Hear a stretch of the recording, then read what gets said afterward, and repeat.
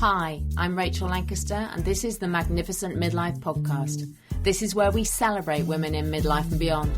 We challenge the status quo and bash those negative stereotypes about being an older woman. We're not over the hill at 40, 50, 60. We're just getting started. And the world needs us now more than ever.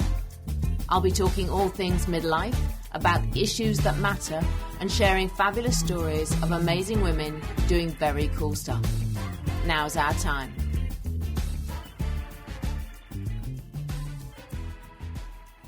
I'm delighted today to introduce you to Makeda Smith, who sometimes goes by Makeda Smith, and we've just had an argument about how to pronounce her name, but I'm sticking with Makeda. Makeda is a celebrity publicist, and she's the founder of Jasmine PR. She's also an independent performance artist who trains and teaches pole dance and exotic flow movement. I actually think she may be the coolest person I've ever had on the podcast. She began her pole and aerial training at the age of 50, and she has created her own exotic brand called Flying Over 50. Makeda, it is wonderful to have you here. Thank you. It's wonderful to be here. I'll be 60 next week, so this is like our pre-birthday celebration. It's fantastic. So there's been a decade of pole dancing, and you're going to tell us all about that, because it's amazing. What you do is incredible. It's just amazing. So anyway, so you didn't start until 50. Yes. So how did that come about? Oh my gosh. It was not planned, let me say that. It was not a plan to start pole dancing. In 2008, the market crashed. I think it crashed around the world maybe, but I know it crashed here. And I literally lost everything. I had like 13 properties. I had a man. I had cars. I had a dog. Everything I lost. The man walked out and never came back. The houses got repossessed. My home got foreclosed on. The IRS audited me. It was like, literally, I was like, okay, I've spent time on this planet. I came, I conquered. I can leave now. That's how I felt. But I have 2 daughters, and I knew I had to stay here for them, which was like, because I could have just swallowed some pills. I was good. So in the course of that, I met this, I had moved to Hollywood Boulevard, lived in this little apartment, had lived in the apartment for like 15 years. It was like, I was so depressed. But I was walking down Hollywood. I was living in Hollywood, in the ghetto part of Hollywood, because people think Hollywood is so fabulous. I was in the good part of Hollywood.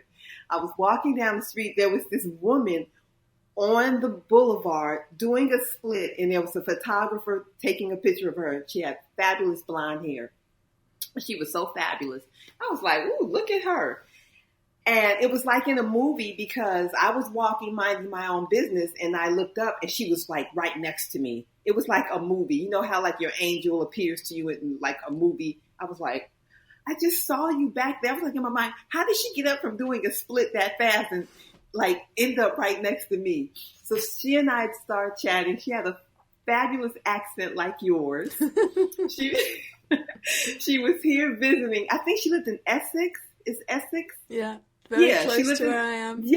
Yes, she lived in Essex. She was there visiting her family, her son, and we were chatting, and I asked her, you're so fabulous. Like, I hope you don't mind me asking, but how old are you? Because I couldn't place her age. I was like looking at her like, how old is she? She told me she was 75. I almost pushed her in the street. I was like, you are not 75. She said, you are not 75. What's your secret? She said, darling, yoga. I started yoga at the age of 40. Yoga is my fountain of youth. I said, oh my God, I'm 50. I'm like 10 years behind. I got to go take some yoga. She and I became fabulous friends. We still keep in touch. I went and took a yoga class, and it was so boring. And I was like, I cannot do this for like, I can't do this. I can't do yoga, but I got to do something. I got to start back exercising. So there were these coupons, Groupons. They have these coupons out here where you get to try stuff for like inexpensively. So I don't even know what possessed me to buy a pole dance. Like, really, I don't even know. Like, it was like $15, and I figured, well, I don't have a lot of money, but it's $15. 6 months I sat on those Groupons and didn't use them. And finally they were about to expire. And I was like, oh, let me go take this class. Because it was so out of my comfort zone to even think about it. But I went to the class, and the first class I was hooked. Like, you know how you hear about people who like hit the pipe or take a drink of alcohol and they're hooked. I was hooked. That's all I can tell you. I was hooked. It was the most healing space. And what I realize now is that dance temples are really healing temples for women, which I didn't realize at the time. But when I was inside that dance studio, the rest of the world literally disappeared. I was not depressed. I wasn't thinking about the man who left me, the houses I no longer had, the dogs that I had to give away, the cars that, like, I didn't think about anything. All I could concentrate on was the teacher and her instruction and trying to repeat what she was doing and having fun while doing it. So I was like, oh, I got to do this like every day. And that's how I got started pole dancing. So I, like, for a whole year, I found Groupons and deals online, and I did different studios, and I probably overdid it because every morning I woke up and I felt like my body had been hit by a car, like literally. Like, I was like, this must be how athletes train. And I used to tell myself, I must be crazy because literally, like, the only time I feel like I can move is when I get in the studio and the pain goes away. But other than that, I was in constant pain for a year. So I was just crazy. But, you know, I was depressed, so I had to do something. But hopefully the pain didn't last, though. No, after like a year of intense training, your body gets used to being abused, and you know you start feeling better. So in a way, it saved you from a complete midlife meltdown, didn't it? No, literally saved me. It saved me. It gave me my femininity back. You know, having a man walk out on you as you're losing everything is not good for the self-esteem. I was just like, I'm no longer a woman. I am not worthy. No man will ever be attracted to me again. I was just depressed. So pole dancing, like once I started learning how to do the movement, once I started conquering the tricks and learning the tricks, I started feeling like, oh, we got this. I kind of feel like a superwoman. I feel like Wonder Woman. So it gave me... It gave me my oomph back. Yeah. Makeda's website is flyingover50.com, but go and check out the gallery because the photos on there of you are absolutely stunning. And the positions you're in and the beauty of your body and the positions, it's really just quite mind-blowing, really. Thank you. You know what? I really say that... this is what I think about pole dancing. Pole dancing helped me rediscover who I was in a past life. And I sincerely believe I was a temple priestess in a past life. And I sincerely believe she takes over my body when I dance because I go back and look at pictures or movements and I'd be like, that wasn't me. I was like, ooh, that was not me. Like, that was her. So I gave her a name. Her name is Sheba. So Sheba just comes in and takes over. So that's all. Sheba's a wild woman. I'm a wild woman too, but Sheba's a real wild woman. But that's rather lovely, isn't it? That you can have your alter ego come in and just and then embrace that. Because as women, we probably have many different alter egos, don't we? But it's rare that we discover them or that, you know, we allow them to flourish. So you've done that. Yes. And that's why I'm on this mission to have all women, like, embrace their alter egos, embrace growing. Like, I never thought, like, I'm almost 60, and I never thought, when I was younger, in my 20s and 30s, I thought by the time I was 50, life would be over. And it almost was over because I lost everything. So maybe I kind of brought that on myself. But I really thought, oh, by the time you turn 50, like, you're an old maid. I really bought into all of that. So I never looked forward to turning to aging. And now, and this is one thing Magda taught me. Magda was the woman who I met on Hollywood Boulevard doing a split. She said, darling, they lied to us. Aging is fabulous. It's fabulous. We never get old. That's what she always tells me. And she is so true. She was 75. She's like 80 something now. She sent me a picture of herself a couple of years ago because she finally learned how to work the internet. She was in a tree, and there were two young women taking a picture of her in the tree. And she said, darling, they wanted a picture, so I figured I would climb the tree and pose for them. That's fantastic. It's brilliant. I love that bit about that they lied to us. They do. They lie to us. And I often talk about this on the podcast because, all of the people out there that can make money off our discontent, that can make money off us feeling bad, because then they can sell us all this stuff that we don't really need, but we're going to buy it because we feel so bad about ourselves. Whereas if we feel good about ourselves, they're not going to make as much money, are they? It's so true. And they lied to us because as women, we are so deeply, deeply, deeply powerful.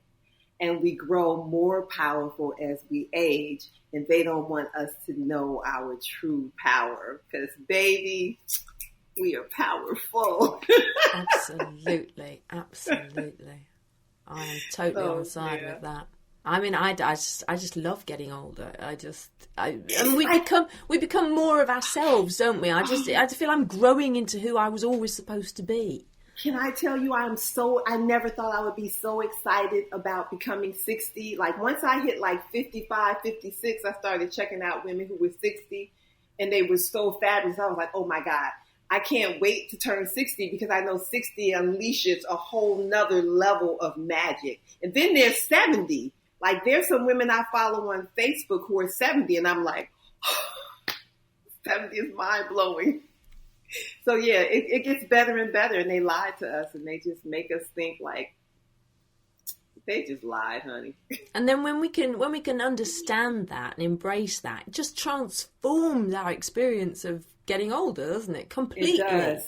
It completely, and that's the mission you and I are on, to tell women. Like I meet women, like, and sometimes in my workshops and in my classes, I ask women, how old are you? And they never want to say their age, or they want to like, oh, I'd be like, tell your age. Like, it's so brilliant. It's so wonderful that you've made it this far. Oh my God, it's nothing to be ashamed of. Just nothing to be ashamed of. It's something like you should be boasting. Yeah, I'm 65. Yes, I'm 58. Like what? When I used to be in classes, in my early pole journey, sometimes it would be me. I would be the oldest one in the class, or sometimes there'd be one other woman. But there was a class that's full of 20 and 30-year-olds. And I used to get really intimidated going to class. I used to feel really bad. Like in my brain, I'd be like, your old ass, why are you up in here? You can barely keep up with these women. Because really, I couldn't keep up in class. I used to make a point when I had a new teacher, I would tell the new teacher, I know I may not look this old, but I'm like over 50, and so I'm going to be in the corner of the room. And if I can't keep up, don't stop the class. Just keep going. Like don't pay me any mind. I used to tell teachers who didn't know me that because I could never keep up with the women. But the thing was, I had to tell my brain, stop feeling bad because you're in your 50s and you're here. When these women are in their 50s, will they be here? You know what I'm saying? Like, it's easy to take these classes and flaunt around while you're in your 20s and your 30s. But it's a whole nother level to come into a pole dance class in your 50s. So I have to tell my brain, stop beating yourself up. Like, you're already winning. It doesn't matter if it takes you 6 weeks to learn the move that everybody else has already learned. You're winning because you're here. I think that's so important because I think we do ourselves damage by retreating, don't we? We think we can't do it, or we can't compete, or we're going to look silly, as you said, we're going to stick out. So we retreat instead of doing it and doing exactly that, and actually saying to the teacher, this is how old I am. I don't look it, but, or you may not think I look it, but, this is how old I am. So it's interesting because before lockdown, I was a big Ashtanga yoga fan, and I would go to Ashtanga yoga classes, and they're pretty dynamic. They're not boring yoga. They're quite they're not. I love yoga now. I should say I love yoga now. And part of pole dancing, the first 20 minutes we spend doing yoga, and now I'm a total yogi. I can do yoga for an hour now, so I love yoga now. But you do that Ashtanga, oh girl. I did. I've sort of dropped off a bit during lockdown. I've not been keeping it up. But I remember going to a new studio and I was clearly the oldest person there. And I noticed that and I was thinking, oh gosh, is this what's to be? But that doesn't mean I can't be there. It just means, as you say, I've got to perhaps take it at my pace. And it was interesting because at one stage, the tutor, I was making a noise with my leg as it went back, and I was the only person. And he was saying, try and lift your leg up so that you don't make the noise. And I was thinking, oh, sod off, it's me and I can't do it. I'm just doing it the way I can do it. But what I perhaps next time, if I ever got that same instructor again, I think I'd go to him and say, look, could you just not make that comment? Because I know it's me. Exactly. And I can't do anything about it. Can I tell you, I used to be the most vocal person in my classes. I would moan. I would complain. I cuss. The teachers who knew me, they would just laugh because they'd be like, oh, they didn't pay. I was just like, you expect me to do what? No, no, my body. Like, I would argue with the teachers. I was like, you understand how old I am? That is not going to happen. And I have one teacher in particular, and she would just push me and go, I don't care how old you are. You came to my class, you're going to do it. And she would make me do the most magnificent things. I would just love her. But I would cuss like a sailor in her class. I used to cuss at her. And I know from looking at your Instagram that you have bought something that I was thinking of buying for myself, which is that stand, the headstand stand. Oh, gosh. And you've got yourself up on it, and I want one of those. It took me. I have another friend, and she has one, and then all the pole girls are all buying them now. And it took me a year. I put it on my wish list, and I just bought it. It's my nemesis, though. It's so scary. You could probably handle it better because you're a real yogi. It's well, so I don't scary. know about that, but. Have you done headstands without it? With my pole right there, it's the only way I can do a headstand. I can do a headstand up on my pole because the pole is... Then who's the real yogi? No. There has to be a pole there. The yogis I know and the pole dancers I know, they can do a headstand in the middle of the floor with nothing around them. I need a wall. I don't often touch the wall. Well, I didn't used to, but I need it for security. Can I tell you, just the other day when I pulled my little feet up trainer out, I actually put it next to a wall because I was like, this is too scary doing it in the middle I would do that. Yeah, I put it next to a wall, but then I felt like, I got to retrain my brain. I got to put it back in the middle of the floor, but it's really scary. So we should actually explain to listeners and viewers that this is a little like a little table almost, isn't it? But it has a space for your head, and you put your head in the hole, and then it's a way of getting you into a headstand without your head being on the floor. So the pressure is off your neck, isn't it? Which seems the pressure's off your neck. And it's on your shoulders, and you're in a headstand on your shoulders on this little stool. But you're still in the headstand, so it's very scary because your brain is like, oh, we're going to topple this way, we're going to topple that way, we're going to topple this way. It's very scary. So good for you. But then again, I'm guessing flying around on a pole is quite scary, isn't it? It is, and you know what? It really is, but it's not anymore. But it's so interesting because when I bought the little feet up trainer yoga thing, I was like, it reminded me of how I used to feel when I first started taking yoga. Or like when I transitioned and started the hammock or the lyric, like that fear and that uncertainty. So in doing this, I was like, oh, this is how it used to feel back in the day when I tried something new. So this means I just got to stick to it. So I'm a crazy Capricorn. So even though I hate doing it, I'm going to do it and conquer it. Well, it's about challenging yourself, isn't it? And keeping that challenge going. And I guess, you have a pretty high challenge threshold, I would imagine. I told myself that the other day. I said, you are really crazy.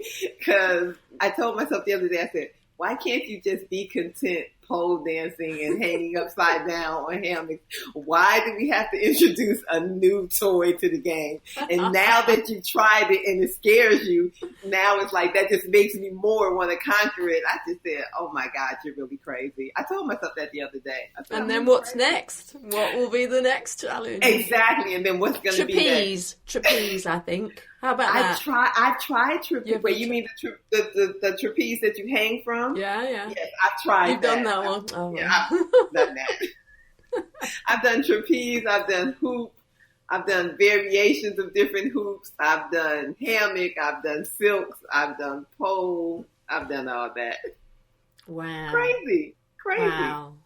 It's not crazy. I think it's pretty darn cool. Now, I know that you've been injured in the course of doing this, and you were injured quite badly, weren't you? And I can imagine that a lot of women, what? You've been following me, huh? I know what you've been up to. I do my research. The injury, where I fell off my pull-up bars. Yes. And I've done pull-up bars. I have them back up now. The friend who put them back up, I made him nail them in. Like he took some drill and nailed them in. But I was on my pull-up bars and they fell and I fell on my knee. And I was in the bed and I couldn't walk on my knee for a whole entire month. But my knee was swollen, but thank goodness I wasn't in a whole lot of pain. I don't know. I was taking CBD every day, so maybe that helped. And I was rubbing CBD cream on my leg. So I wasn't in a whole lot of pain, but it was discomfort because I couldn't train. I couldn't walk. I was literally like scooting to the bathroom or crawling to the bathroom.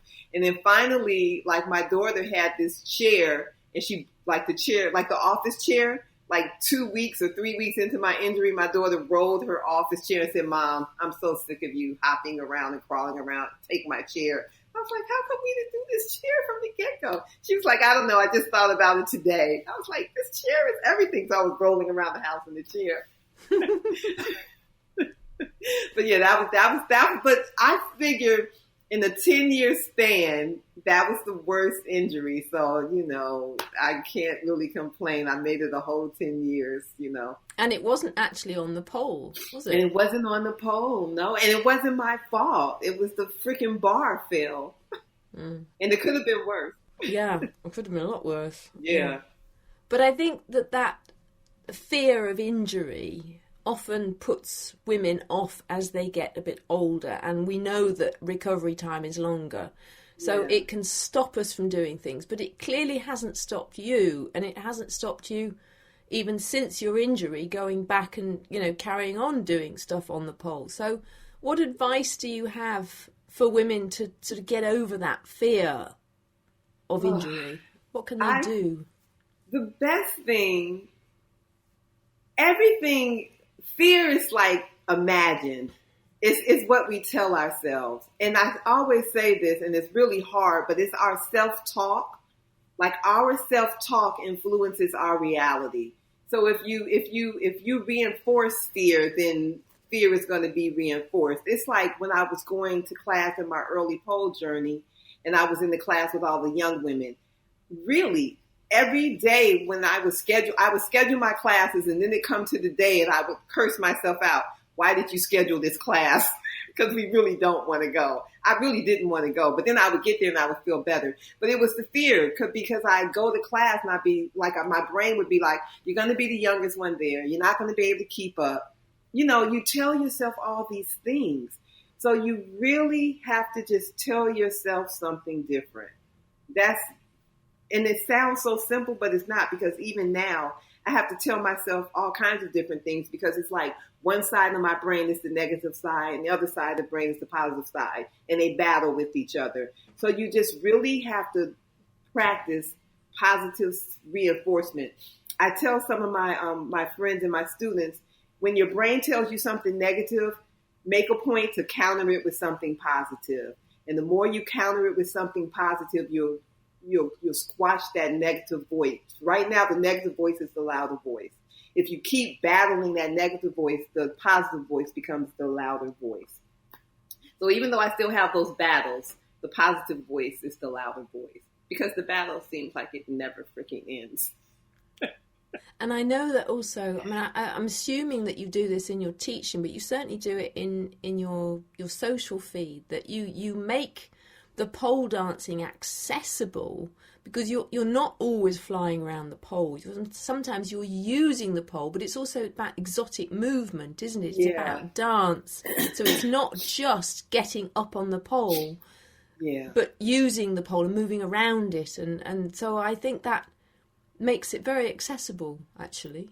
That's an interesting thing too, because in the first maybe 5-6 years of my pole journey, it was all about the pole tricks. Like I would push myself to learn these pole tricks. Like that was the crazy part. But as I got more seasoned in my journey, it turned into more the movement and the exoticness and the flow. And then as I started teaching women, what I found out was that women are really intimidated by the pole, and they're intimidated by the shoes. I was going to ask you about the shoes. This woman has the most incredible shoes. I mean, they just make me have heebie-jeebies just looking at them. I'm like, oh my God, I can't imagine I know. I wear 8 and 9 inch heels. So I would have women tell me, oh, I know. And so when I actually teach my Flying Over 50 class, it doesn't involve a pole. It doesn't involve any shoes. All it involves is you and your body, you on the floor, you against walls. And this is what I discovered though. In my pole journey, I started taking exotic movement classes. And when I would take the exotic dance classes, they made me feel like super sexy. They were really hard. Can I tell you, exotic dance is as hard as pole movement because it works your core. It's serious training. But I used to wonder, but after you finish the class, you feel amazing. And I used to say, if more older women knew about these exotic movement classes, this would be a big deal.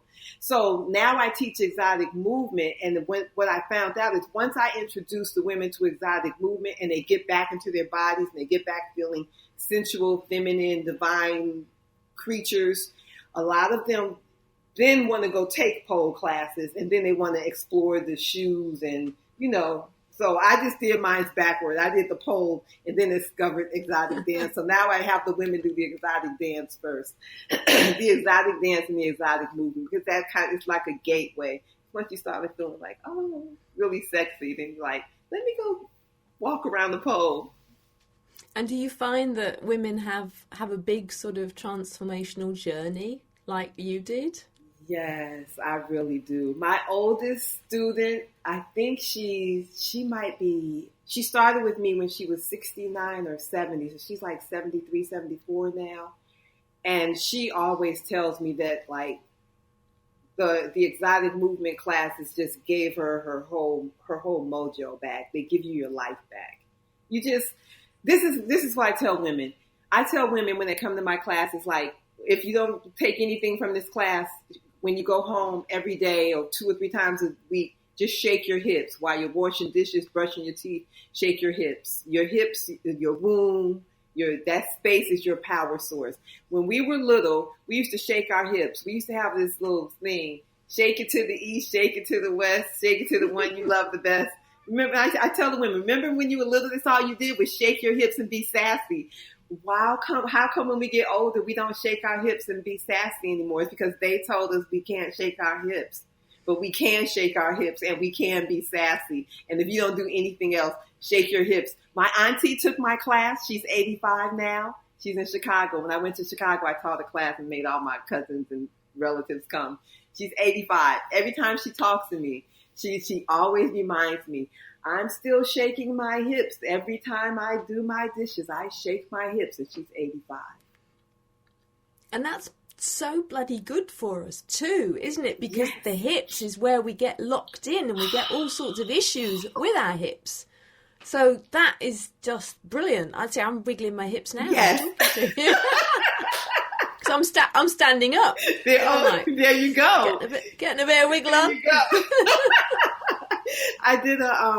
I did a Zoom seminar with about 10 women about a month ago. It was a Goddess Wake Up Workshop, and they weren't expecting it. But at the end of the Zoom interview, we put on music, and I made everybody on Zoom stand up. And I said, we're going to shake our hips for an entire song. I didn't tell you this because if I had told you at the beginning, you guys would have just stressed out and you wouldn't have heard anything else I said. All you would have been thinking about was how I'm going to shake my hips for an entire song. So they all groaned and complained. I was like, oh, whatever. By the time the little 3-minute song was over, everybody's energy was way up here. They were like, oh my God. There were some women in the class who said they hadn't shook their hips in like years. They were like, oh my God, that was like amazing. And it's free. Yeah. I was going to ask you actually how you've adapted in this awful COVID world. Are you still able to do some classes? I take you know what? I may never go back to a studio. I love Zoom. Really? I love Zoom classes. Oh, great. I have some favorite teachers who I haven't had access to because they moved and now they're online. So it's like so wonderful. I don't have to, my wardrobe is right there. My shoes are right there. I don't have to pack the car. I don't have to worry about parking. I actually love it. It's wonderful. And I keep saying I'm going to start back my Flying Over 50 classes because I was teaching them in the studio. I'm going to start teaching online next year because so many women are asking me. And you can do it globally. Yeah. You know, you can have us lot over here. Yes. Joining in as well. Yes, and that's what a lot of the teachers are discovering. Their audiences, like their students are like, I'm in class now in Zoom classes, and it's women around the world. We're all on the Zoom taking pole classes. It's so wonderful, so wonderful. I think it is. I think it does open up so much as well. It really does. Maybe we couldn't do before, you know. I mean, I would have no idea where to find an exotic dance class near me. And it's interesting because when COVID first hit, I said, well, there goes my exotic dance class because I said older women aren't going to go on Zoom. They're not going to, you know, but here it is almost a year later. So I was like, well, all those older biddies who I was like weren't going to go on Zoom, they're forced to go on Zoom now because it's 9 months later. So if you haven't figured Zoom out now, it's so now I know I can do my classes. In the beginning, I was like, older women aren't going to do exotic dance classes on Zoom. They need to come into a studio. They need to be away from their homes. They need a special environment. But now I'm like, no, I think we can do it now. I think it's just needs must, isn't it? You know, if you want to do this stuff now, we've got to embrace the technology that enables us to keep doing it. Exactly. It's like otherwise, what do? We just give everything up? Exactly. Can we? It's like we live in a new world now, so we've got to get with the flow. So yeah. So I know you want to, you know, reawaken this sleeping goddess that resides in women, regardless of their age. And you have, your mission is, you know, you believe that sexy never gets old. So how do you encourage women to embrace that? The first thing is what I said, shake your hips. When you shake your hips, you'll start waking up all kinds of things in your body. Like if you turn on your favorite song and shake your hips through an entire song, which is so funny. When I was teaching in the studio, when it got to that part of the class, that's when all the women complained the longest. They were like, I can't shake my hips for a whole 3-minute song. Like everybody just I just look at all of them and be like, would y'all just hush? And let's just dance. It's like magic. When you shake your hips and all you're thinking about is shaking your hips and listening to the music, it really is magical. It wakes up your sleeping goddess. It's just that simple. And if you do that enough, it's going to make you want to do other things and explore other things. So it really starts, to me, it just starts. Like, I don't try to overwhelm my older sisters because we got enough on our plate. So I just say, just shake your hips. Turn on some music and shake your hips. Just do that and then call me. Okay. And what about the Everybody Visible movement? Because I know you were very involved in that. Tell us about that. That's still happening, but Everybody Visible launched. There's so many different efforts that's going on. So Everybody Visible that group has kind of dispelled, but the members of that group have taken up the torch and doing other things. So there's actually a petition going on now. And I think it's that there's 100,000 signatures because Instagram is still banning sex workers, pole dancers, even yogis, anybody who is into their body, like the restrictions on Instagram and really across social media, they're really crazy. This world is just gone crazy. That's all I could say. It's arbitrary sometimes. Yeah, it's like it just doesn't make sense. It's like, so we have to be online, but now we're online and we're being heavily censored. What? So I don't know. I just hold the space that in the end, everything's going to work out fine. It's all going to work out fine. So I guess there's a whole community of you on things like Instagram. Yes. I love Instagram. Instagram is where everybody is, but I don't know how long we'll be on Instagram because Instagram is deleting accounts and shadow banning people and censoring people. So I keep saying one of these young millennials are going to create a new social media space, and then we'll all leave Instagram and then we'll go there. We'll have to see what happens. Yeah, exactly. So how does your pole dancing, how does it fit with your long-standing and very successful PR business? Well, that's interesting because when I started pole dancing, and it took me a year before I actually posted anything online. I think I posted on Facebook first because I didn't have an Instagram page. And when that was like almost 9 years ago, when I first started posting, I heard rumors that get back to me that people were saying that I had lost my mind and I was having a midlife crisis. And then I heard people rumble or mention to me, "Oh, clients aren't gonna hire you because that's inappropriate what you're doing." I've had people say that to me, and I've said to those people, "Well, clients who don't hire me because they think that's inappropriate, I don't want them as clients." So there's that. And I've always been like this renegade spirit. When I started, I've been in business as a publicist for 30 years. 33 years now. At my own agency. I've been a publicist for longer than 33 years. But when I started my own agency 30-something years ago, I started working from home. And I'm in Hollywood, and no one worked from home. And people told me, "You'll never survive. You better go rent an office in Hollywood on Hollywood Boulevard. No one's going to take you seriously." But I had one daughter at the time and then two. And I was like, I'm not going to work. I want to be home with my children. And I want to work around the clock and have my children there. And here it is 30-some years later. Now everybody works at home. So like I said, the whole COVID thing is like, I've been working at home forever. So like I don't get up and go anywhere unless I have to go to a meeting. So I don't know. So I've always not followed the trend. I've always kind of been ahead of my time, vision wise. So with the pole dancing, all the little rumbling around me, I was like, I feel too good to even care what you guys are saying. I was suicidal, okay? So y'all are lucky I'm still here.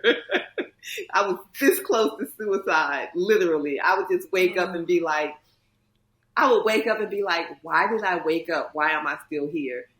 It is the worst feeling to have everything and then to have nothing.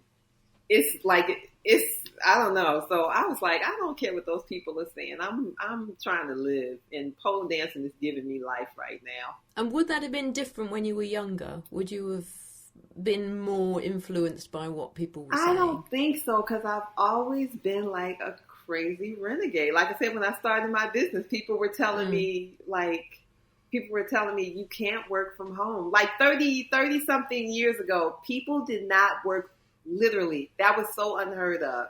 Like it was at one point in my business, when I would take meetings with people, I would just pick out fabulous restaurants and go meet people there because I couldn't have them come to where I live because it just seemed so odd. Like people really didn't work from home. But no, I've never let that kind of thing stop me. I keep telling you I'm crazy. Good crazy, not bad crazy. So, but do you find... this might be a tricky question, but do you find that there are any differences in how women adapt or relate to what you're doing dependent on culture or ethnicity? I mean, what I suppose I'm saying is, are white women more uptight about this kind of activity? Have you noticed that?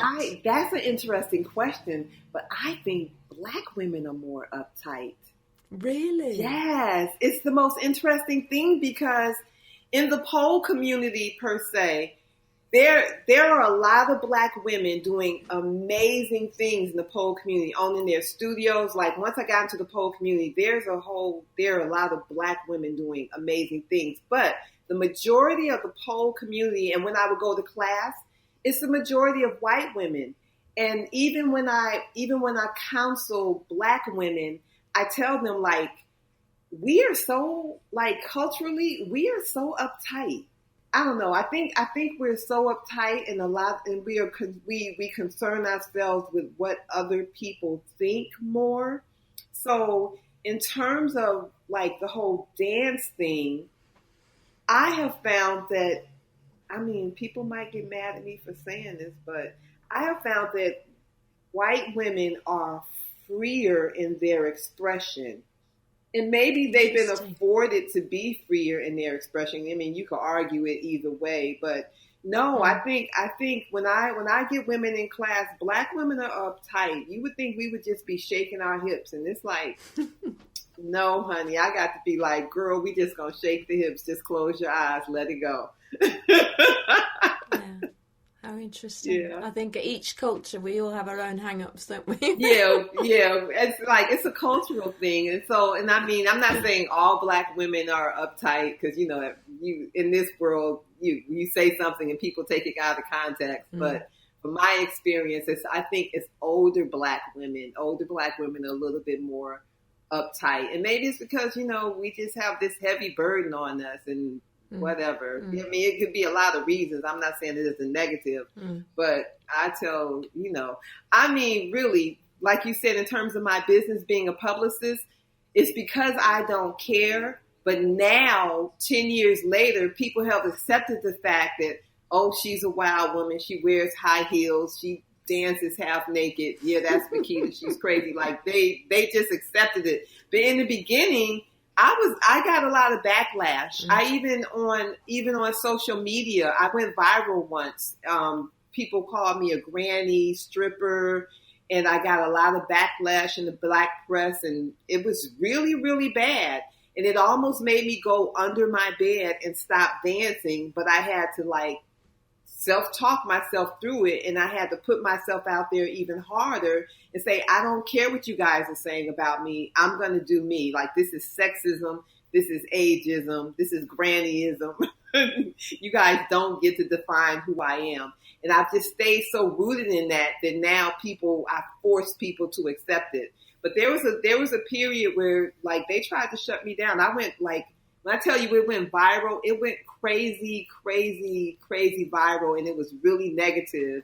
And I said, oh, this is how celebrities feel when we talk bad about them, because this, like, it affects you on a psychic level. And it affected me. I really had to, like push myself through it. I bet that was really hard, yeah. Especially when it was... I suppose it was your community that was giving you the hard time. Yes, as well, it was my community. It was the worst. They talked about my hair. I had an afro, like my natural hair. They talked about my hair. They talked about, like, who does she think she is? Oh, she's a granny stripper. Oh, her welfare check must have ran out. It was ugly. Ouch. It was hideous and ugly. If I wasn't a bad bee like I am, it would have just shut me down, because that's misogyny. Just that's pure misogyny, isn't it? It was the worst. When like one of my videos went viral, and I don't even know how it went viral, and the person put a negative comment on it, like, look at this granny, who does she think she is, or something, I don't even remember. And everybody reposted it, and the comments under it, there would be like 5,000 comments, and everybody was just taking hits at me. Wow. It was crazy.